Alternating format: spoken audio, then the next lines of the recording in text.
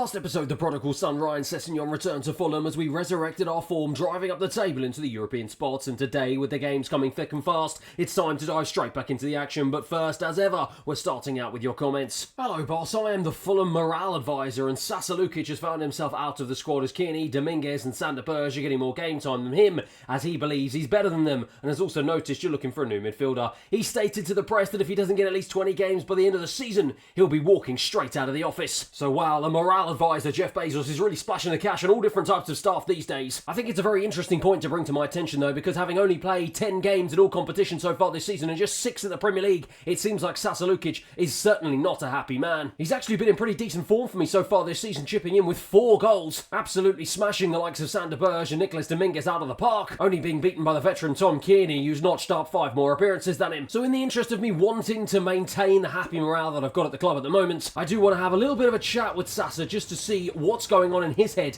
and just to put his mind at ease this season. Now, he tells me that he's not a very happy bunny, as the 2 new midfield arrivals are not playing as well as him, yet somehow are getting more game time than him. And just like my morale advisor said to me, he is prepared to start throwing his toys out of the pram if he doesn't get more appearances this season. He also feels like as he's entering his prime years, he doesn't quite understand the rumours that are swirling around the footballing industry that I am continuously looking for a brand new midfielder to replace him and the likes of Tom Kearney. But whilst I do obviously want to try and lift his morale at the club, I do have to be quite firm with him and lay down the law and say to him that I'm trying to improve all areas of the pitch, including midfield as well. And so getting some new midfielders is going to be no different than anywhere else. Now that he's brought to my attention his frustrations about his lack of game time, I am willing to offer him that all-important game time that will get him up to 20 appearances so far this season. But if I'm going to do that, he's going to have to repay my faith. He's going to have to be putting in some top-tier performances. And if he wants to keep his place as a central midfielder at this football club this season, I want to see him ideally get into double figures from a goal contribution point of view. It's a deal that he's more than happy to accept, and now the ball moves firmly in his court to show me what he can do before the end of the season. He does raise a good point about my 2 new signings, Nicolas Dominguez and Sander Berge. Neither of them have really been able to hit the ground running since joining, and whilst Nicolas Dominguez has featured several times in all competitions, racking up 19 appearances in the Premier League and being my highest rated midfielder, he is still yet to get an assist and only managed to find the goal once. As for Sander Berge, he's put in some pretty woeful performances, it must be said, but his numbers are still better than that of Nicolas Dominguez. Only the 1 goal and 2 assists to show for it though so far, and he's clearly being outdone by the likes of Sasa Lukic and of course Tom Kearney. So it kind of raises the question, are Nicolas Dominguez and Sander Berge just not a good midfield partnership together? Are the instructions that I've got down for the pair of them just not quite getting the best out of their skill sets? Is it a problem with the system and the formation that I'm trying to play? Or are the pair of them just not good enough to be starters in the long term at Fulham Football Club? And do they both need to be replaced?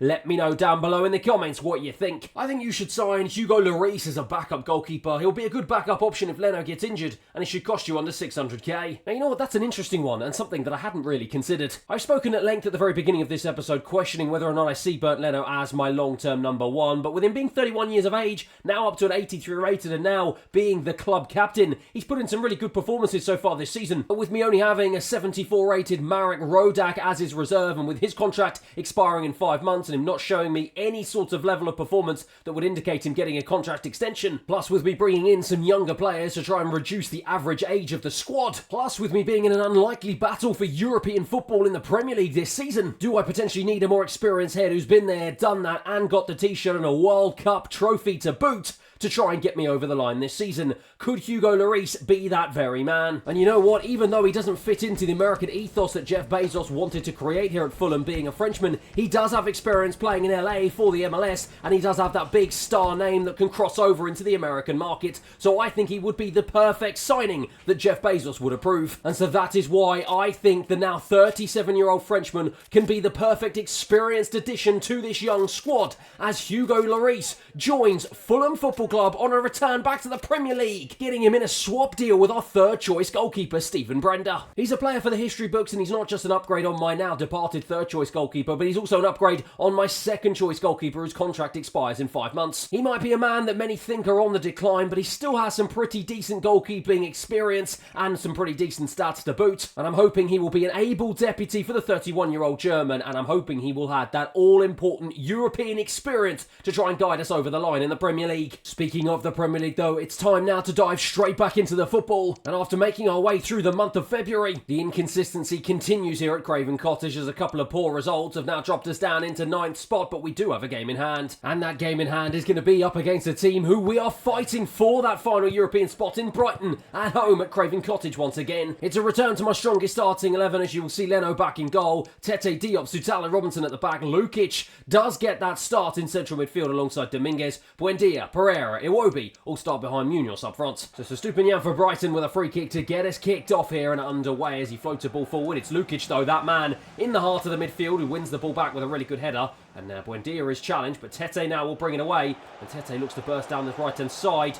Absolutely nowhere to go though, easily challenged by Stupinian. And now Matoma can try and bring it forward. Diop though with a good challenge. Buendia picks it up. Both teams playing some poor football at the moment, losing it in dangerous positions, and now Buendia will try and burst forward. Buendia switches it onto his left. Good little turn away from the defender. Floats it in on his right. My word, that was a good cross in the end. It falls though to Lukic, and now he twists and turns. Strikes at the goalkeeper. Easy save in the end though for Verbruggen. Into Diop, into Sutalo. We're now trying to bring it out of defence once again. It's been all Fulham so far here in the opening 15 minutes. Dominguez, short pass into Munoz. Takes it on really nicely, blocked off by the defender Igor. Falls out to Anthony Robinson though, who manages to just goes past the challenge of the left back. Floats it back in, looking for Munoz once again. Doesn't manage to reach his head. Robinson though picks it back out into Iwobi. Shapes it up to strike on his right. It will fall to Pereira, not it down with the head. In the end, it goes wide. Into Lukic. Lukic trying to weave and duck and dive his way through the midfield. In the end, has to go back to Sutalo, who gives it to Robinson on the left-hand side. Into Iwobi. Once again, it's another chance here that we've got here. And it's Anthony Robinson who ends up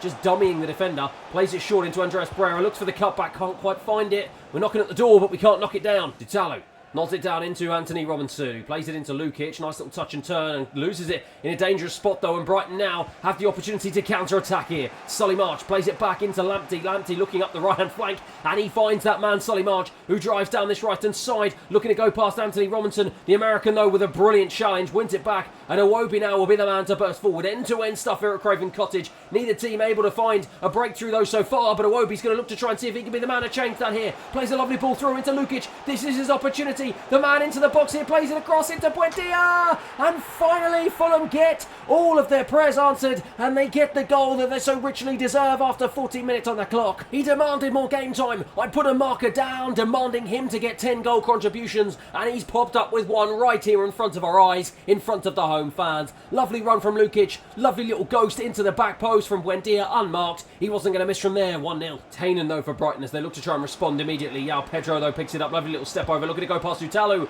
Forces Leno into his first save of the game. Joao Pedro though at the beginning of the second half goes past Sutalo like he's not even there. You haven't seen that happen too many times so far this season, but his central defensive partner Issa Diop, those two have formed a good partnership at the back, covers him off. And once again, we get away with one. Here's that man, Sutalo, though, who picks it up and plays it into Nicolas Dominguez. Into Lukic, who picked up a nice little pocket of space here. And Lukic tried to play it forward, but ends up losing it in a dangerous position. Joao Pedro to pick it up, but Lukic wins it back. Really good recovery from the Croatian. Now Iwobi into Rodrigo Munoz, who's been fairly quiet so far in this game, but he's found the run of Tete on the right-hand side. The right back looks to go past to Stupinian. Does go past to Stupinian. Floats it into the box looking for Pereira. Headed away, though, by Igor. Dominguez will win it back, though. Back out to Anthony Robinson on the left-hand side. Manages to get past the challenge of the Brighton midfielder and looking to float it back in. Does float it back in the end. It's too easy once again for the defenders. We're trying several crosses. Oh my goodness, they almost give it away, playing it too closely at the back. But it was good pressure evasion from Brighton there, and now they're going to try and once again see if they can hit us on the counter-attack with Mitoma. It's blocked off by Dominguez, but they still have it with Heinen.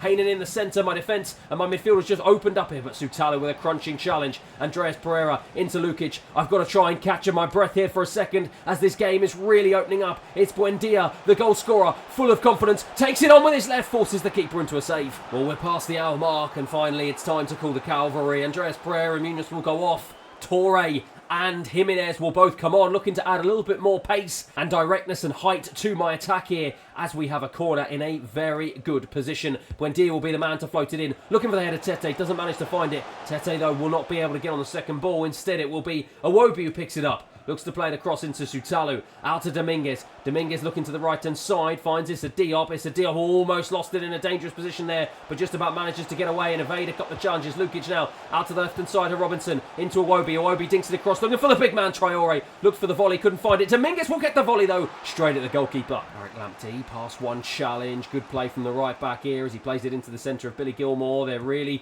struggling, though, to clear their lines. And Buendia's won it in a really good position. Oh, he tried to play it through to Raul Jimenez. Wonderful defending from Igor. The run was was not right. The ball and the trajectory of the ball was not right. And now Brighton have the opportunity to hit us back straight away. Ansu Fati goes past two of my centre-backs into Joao Pedro. Straight at the goalkeeper. Good save, though. Lukic into Adama Traore. The big man looking to use his pace to burst away from a couple of defenders, and he does just that. Plays it into the path of Buendia, who is running on fumes at the moment, but is still going. Cuts it back into Adama Traore. The big man, though, goes into the box. He's past one, he's past two. That is absolutely electric from the Spaniard, and the celebrations can begin here at Craven Cottage because we've doubled our lead, and surely that is game over. Once again, Adama Traore is proving his worth off the bench. He doesn't exactly have the quality to start for me in the starting 11, but he's showing that pace and that acceleration. It's just too much for tired legs. Lovely little touch away from the defender to give himself some space, and on his weaker foot drove a strike past the goalkeeper who had no chance. 2-0. And as the referee calls time on this game, the fans fly the Fulham flag high. It's a brilliant result, and it's a great way to get us back in the win column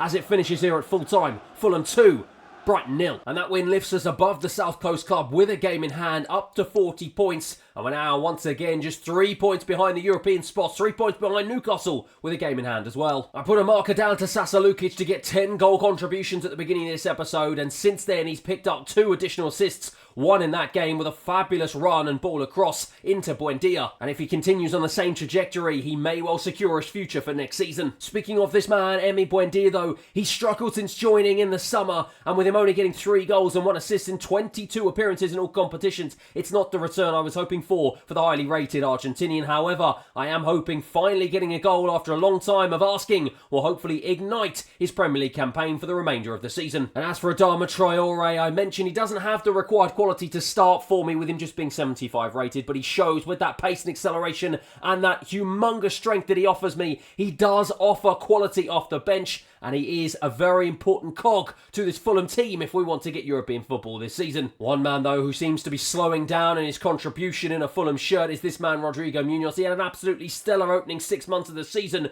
chipping in with so many goals, but those goals have seemed to dry up. He is still my top goal scorer, but he was fairly anonymous in that game against Brighton, and he seems to be hitting a bit of a slow period of form. And despite me bringing on Raul Jimenez, he still seems to be offering me absolutely nothing in reserve. So how badly is my decision not to go out and try and find an additional striker in January going to come back to bite me? And is it a decision I'm going to seriously regret? And as we cycle through the month of March, it seems like my fears are starting to become a reality. Because after Raul Jimenez pulled up with a calf injury, keeping him out for 3 weeks, and after West Ham dumped us out to the 6th round of the FA Cup, beating us 3-1, we've managed to keep ourselves in 7th place in the Premier League, but the points tally between us and the final European spot in Liverpool in 5th is starting to grow now to 6 points. And whilst Munoz is starting to creep up to the 20 goal mark with 15 goals so far this campaign, you can see the gulf in the level of goals that he scored versus those that are around him. However, you can see the big talking point is this man, Son Kearney, the man that I tried to phase out, is my second highest goal scorer with 8 goals in 20 appearances. And when you've got a 33-year-old central midfielder as your second highest goal scorer, you know you've got a slight problem in attack. I feel like he's done enough, though, to warrant yet another starting opportunity in my first 11, and so that is why when we head up to Nottingham to face off against Nottingham Forest, he's going to get the opportunity to partner Sasa Lukic in the heart of my midfield. As we make a few changes to my usual starting 11, it is the same back 5, with obviously Leno, Tete, Diop, Sutalu and Robinson, but it is going to be Lukic and that man Tom Kearney to partner each other in midfield. You'll see that Traore is coming on the right-hand side of midfield, with Buendia struggling a little bit with fatigue. Pereira and Iwobi start behind Munoz, who is running on absolute fumes, but with Raul Jimenez out with an injury, and with me having no other attacking options in reserve, it's a big ask once again for the 22-year-old to step up. So it's Robinson to get us started here and plays a short one into Sutalu, and the Croat now will bring this one out of defence here, driving into the Nottingham Forest half. It's a really good run here as he looks to go out wide to the right-hand side to Tete. He does. The right back looking for an option. Looks like it's going to be a very low block here from Nottingham Forest. Across the course of this game, is this setting the tone for exactly how this game is going to go as we look to try and break them down with an audacious pass. We get the pass all wrong. Just when I thought we were going to win the ball back, we end up giving away a free kick. Munoz, though, picks it up once again in the centre of the park here. Plays it out to Anthony Robinson, and the left back brings it forward into Iwobi. And Iwobi has it now. Iwobi has the chance to strike. In the end, it's a tame one straight into the arms of the goalkeeper. Well, last time we played Forest, they beat us on our own turf, 1-0, and it was a really frustrating result as we went through a frustrating period of poor form. But we've got to try and see if we can make amends and change that here today. And so far, we've started off the better of the two teams as Rodrigo Munoz brings it forward, looking for a ball forward into Andreas Pereira, who took it on with his left. It was a good shot, but it was straight at the goalkeeper. Could he showed a little bit more composure to take a touch first. Robinson, though, wins it back high, and he has an opportunity to play it into the path of Rodrigo Munoz. Munoz into Andreas Pereira, looking for some sort of opportunity, but he just cannot seem to find the space. And in the end, the attack slightly breaks down, but Kearney picks it up on his left, straight at the goalkeeper once again, into Danilo. Danilo back into Morgan Gibbs-White. Really good play here from Forest out to Giovanni Reina, and that's a lovely ball back into him. Brilliant stuff, from Nottingham Forest as Sutalu comes across to try and challenge. Does do a brilliant job. Once again, the big Croat showing absolutely why it was the right decision to bring him to the club and absolutely why he was the right man to bring in as my very first summer signing. But Nottingham Forest still have the chance here to try and see if they can make their way into my penalty spot. But once again, Tom Kearney showing all that veteran experience to win the ball back in a really good position. And now we can break here with Munoz looking to play the ball all the way out to Tete on the right-hand side. I was actually hoping it was going to be Adama Traore, but the right-back doesn't care one bit because he drives into the box here, looking for the cutback. Can't quite find it. Corner. It's going to be Danilo to take the corner here. He floats it in, looking for Sutalu. Can't quite find him. Headed clear, though. This time it will be Traore who'll pick it up. Back out to Tierney, who plays it all the way out to Andreas Pereira, who floats it back in. This time, I was looking for Rodrigo Munoz, but Adama Traore picks it up. Lukic on the volley, straight at the defenders. Once again, it's blocked. Well, we start the second half here, and it's been a real struggle to break down what has been a very stubborn Nottingham Forest defence. They've played a low block, pretty much camped all of their defenders inside their own penalty area, and we just can't seem to get off any decent opportunities as Lukic wins it back in the centre of the park, though. Plays it into Andreas Pereira, shoots from distance, and again, it's the story getting blocked. Shots getting blocked by the centre-backs, and we cannot really test the goalkeeper so far, but Iwobi picks it up once again. This time into Andreas Pereira, skips past one challenge, skips past two. Adama Traore into the box, looking for the cutback, finds it into Andreas Pereira. It's blocked by the defenders yet again. Nuno Tavares, though, for Nottingham Forest, and look at that burst of pace down this left-hand side. Leaves my defenders for dead. Diop comes across, can't put a challenge in on Iwani. Oh my goodness, it was a good save in the end from Leno. Morgan Gibbs-White being frantically harassed and harried there by Tom Kearney in the heart of the midfield, but he's done a good job skipping away from the challenge as Nuno Tavares now can't get away from Adama Traore as Niakate plays it back into the left back. Adama Traore hassling him, can't quite win the ball back. Nottingham Forest starting to turn the screw here and starting to find a route back into this game. Sanguer, lovely pass into Iwani, blocked off by Sutalu, straight at Leno. Oh my goodness, that was the best chance of the game for Nottingham Forest and they couldn't take it. Well, with 20 minutes left remaining on the clock and Munoz in particular and Tom Kearney both running on fumes, I'm making a few changes. Let's see if they can make any difference here. Nuno Tavares is going to take the throw. Looks like it's going to be a long one. It is a long one into the box. It's headed clear though by the big Croat. And Adama Traore now surely can use his pace. Look at the big man go. Look at that pace that he has. He's absolutely running riot. Past Niakate. Into the box he goes. Takes it all the way. Oh my goodness. That is a contender for goal of the season. Adama Traore. That is absolutely electric from the big Spaniard. He took it from the edge of his own box. He went past one. He went past two. And he went past three Nottingham Forest players.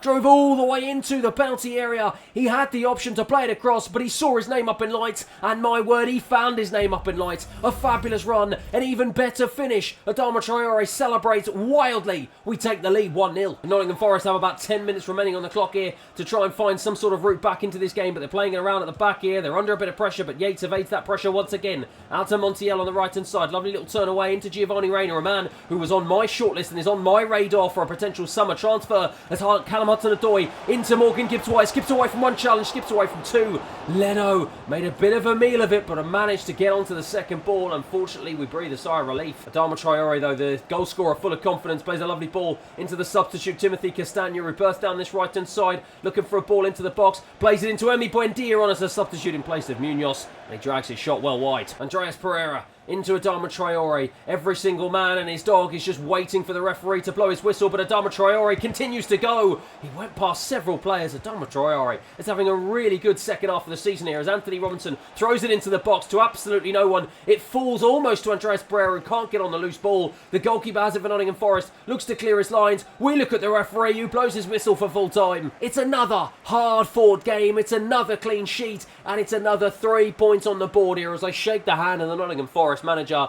The players look on in celebration. It was a real tough place to come, but it was the 3 points that we so desperately needed. Once again, Adama Traore stepped up as it finishes here 1-0. When we get retribution and revenge against Nottingham Forest. And once again, it's Adama Traore's come up trumps and named himself the hero. I wrote him off at the beginning of the season due to his poor rating and his poor form, but he really seems to have come alive in the second half, chipping in with 3 goals, and he's in a good period of form. Long may it continue until the end of the season. It's a win that keeps us on the hunt for European football, now just 3 points behind Liverpool with 8 games remaining. And with Raul Jimenez now being cleared to return to training after injury, I'm hoping that one more extra body in attack can give this team the momentum it needs for one last push. But with inconsistency plaguing us once again throughout the month of April, with just 4 games left remaining in the Premier League, we now find ourselves 9 points behind Newcastle in the fight for the final Europa League spot. Meaning that not only are we going to be relying on Newcastle losing every single game in the remainder of the season, but we have to go and collect 12 points from the remainder of our games, win absolutely all of them, starting off with this London tie against Brentford. And so it's going to be Robinson to get us started here with a driving run into the Brentford half here, and looks to play a ball forward into Iwobi,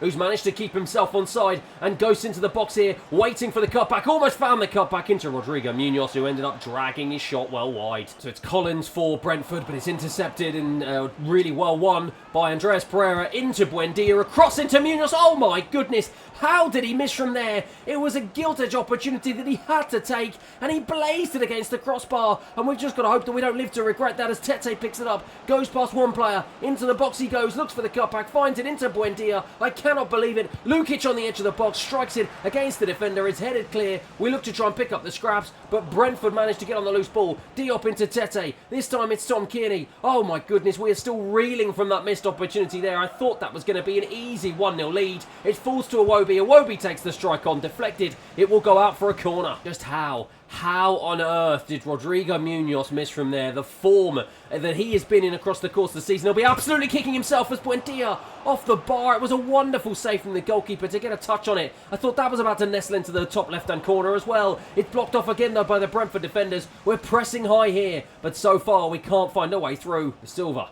into Reguilon. Reguilon, though, is blocked off by Lukic, and once again we've won it inside the Brentford half here, and the man drives into the box here, continues, looks for the cutback, finds it, and this time Rodrigo Munoz makes amends for his earlier howler, and he gets the job done, and he fires it from 6 yards out into the back of the net as we take a deserved 1-0 lead. Lukic, the central midfielder, did the hard work. Yet again, he's got himself another assist since his talking to at the beginning of this episode. Laid it on a break for the Brazilian, who surely now is looking to try and hit that 20-goal mark. Get out. Look at the pressure that Munoz is looking to put under him, and he's put him under a lot of pressure. He's put the goalkeeper under pressure here, and he's got no choice but to hack it clear. Iwobi picks it up. Iwobi looks around the corner into Anthony Robinson. Finds the young man who floats it into the back post. Oh my goodness, I thought that was going to nestle into the goal there. I thought that was going to be a brilliant cross-come shot, but in the end it looks like we've just strayed offside. Sutalu out to Tete, who's been so heavily involved so far this game. He's absolutely been lightning down that right-hand flank. Munoz into Buendia. Lovely ball into the Argentinian. Looks for the cutback. Finds the cutback into the right back. There's a good volley straight at the goalkeeper, though. Visa for Brentford looks to go down this right-hand side. Manages to skip away from the challenge of the veteran Tom Kearney. But look at that for determination. Absolutely brilliant play from the Scotsman as the referee blows for half-time. Weston McKennie tried to play it forward, but wasn't a particularly good ball, and Diop intercepted that really well. And now Tete, once again, the right back, skips away from one challenge, skips away from 2 challenges, sees his name up in lights, tries to strike from distance. In the end, it's blocked off by the defender. So Iwobi once again into Lukic. Lukic looks around the corner, looking for a ball over to Anthony Robinson. It's well intercepted and read there by the right back Aaron Hickey. Weston McKennie, another man who was on my shortlist, another American, ends up giving the ball away in the centre of the park, and that's not what Jeff Bezos will want to see. Anthony Robinson, though, yet another American, drives down this left-hand side, looking for a ball into the box, tries to find a ball in. It's too close to the goalkeeper in the end. Emi Buendia picks up the scraps down this right-hand side, skips past one challenge. Really good play from the Argentinian, and now he bursts into the penalty area here. Once again, looking for the cutback, can't quite find it. Good challenge, though, from Nathan Collins. We keep the ball alive with Tete. Into Tom Kearney. Wonderful run. The Scotsman into the box, looking for Iwobi. He took a touch, and he found the back of the net. It's 2-0 Fulham. Well, the Nigerian hasn't found the back of the net too many times when I've been playing, but look at the celebration. Look how much it means to him. Once again, it was Tom Kearney who's involved. That man has been in absolutely fine form all season. It fell to to Iwobi. He took a touch, which I was surprised with. I thought he was going to hit it first time, but it didn't matter because the goalkeeper couldn't get there in time, and Iwobi gives us a 2-0 lead. Reguilon with the throw for Brentford. About 10 minutes left remaining on the clock here, and as you can see, I've brought on Adama Traore to really scare the legs of these Brentford defenders, as Reguilon, though, is looking to try and scare my defenders with a ball into Mope, floated into the back post. It was a good ball, but there was no one there. Janelt, though, floats it back in. Sutalo with the header away. It looks like Brentford is still pressing, but now it's Tom Kearney looking to play it into Adama Traore, and the big Spaniard here with the burst of pace, looking to go past one defender, looking to go past two. Look at this, in the end, he's absolutely hacked down. They've got absolutely no idea how to defend against him. Panic-stricken defending here. The referee calls over the midfielder with the challenge. What sort of card is he going to issue? It's just a yellow, and Jensen can count himself a very lucky man. And once again, it's Iwobi who picks it up deep into the Brentford half, into Tete into Lukic. Lukic from the edge of the box strikes, looking for that all-important goal, but it's a good save from the goalkeeper as the referee blows for full time. Well, we needed the win, and we got the win, and you can see just how much it means to these players. It's another 3 points on the board as we continue our quest for European football in the Premier League. It finishes here at full time 2-0. However, despite us getting a much needed victory, unfortunately it proved to be just not enough, as Newcastle and Liverpool did in the end manage to stretch away. They claimed 4th and 5th, but we have ended up in 6th place, which I've got to be honest, I'm sure would have exceeded any fans' expectations at the beginning of the season. It's no surprise that Rodrigo Munoz topped the goal scoring chart. He'll be disappointed that he wasn't able to crack that 20 goal mark, but I'm sure that's a target he can look for at the beginning of next season. Tom Kearney had an absolutely fabulous season, chipping in with 9 goals and 3 assists, and it leaves me with a big question over his future. And it seems like Harry Wilson has come from absolutely nowhere. He's my 3rd highest goal scorer with 9 goals. Didn't really feature for me in my starting 11. Didn't really come on as a substitute. It seems like in the simulated games, he's really come into his own at the back end of the season. And again, it poses me some big questions. After his talking to at the beginning of the episode, Sasa Lukic did manage to get those all-important appearances in both the Premier League and all competitions, chipping in with 27, but with only 4 goals and 4 assists. He did not hit the marker that I laid down to get 10 goal contributions, and now his future is in doubt heading into season 2. And with Raul Jimenez in decline, Vinicius Jr. clearly not being up to scratch, but with Rodrigo Munoz needing an additional partner to try and share the load up front, do I want to consider putting my faith in youth once again with this man Jay Stansfield returning from his loan in Birmingham, or do I need to invest in an established striker to be my number 1 heading into the new season? And whilst Nicolas Dominguez has got himself up to an 80 rated, with both he and Sander Berge failing to impress in their opening debut seasons at Fulham, with Lukic, his future really up in the air, and with Tom Kearney, despite him having a stellar campaign, aging and now down to a 74 rating. Once again, what do you want me to do in the heart of my midfield? Has Adama Traore done enough off the bench to show he's got what it takes to be a part of my squad next season? Has the unlikely great performances of Harry Wilson done enough to show that he's got something to offer me in season 2? And despite him being an 80 rated, having that something special and being a crucial player, with only 5 goals to his name so far this season, has Buendia done enough to warrant a starting spot in my starting 11? And the final question, with Willian retiring at the end of the season, leaving Iwobi being the only recognised left midfielder at the club, once again, who do you want me to sign to be competition for the Nigerian? So heading into season 2, there's going to be a lot of questions that need to be answered. Do I need to completely revolutionise the centre of the park? What am I going to do on the right hand side of midfield? Who am I going to bring in on the left hand side of midfield to replace the retiring Willian? And who's going to be competition to Rodrigo Munoz? So as usual, scouts at the ready, let me know down below in the comments what you think and who you want to be seeing plying their trade in a Fulham shirt at the beginning of season 2, because that is going to be that for the end of today's episode and the end of season 1. Thank you everyone for watching. I hope you've enjoyed it, and hopefully I'll see you again for the beginning of season 2.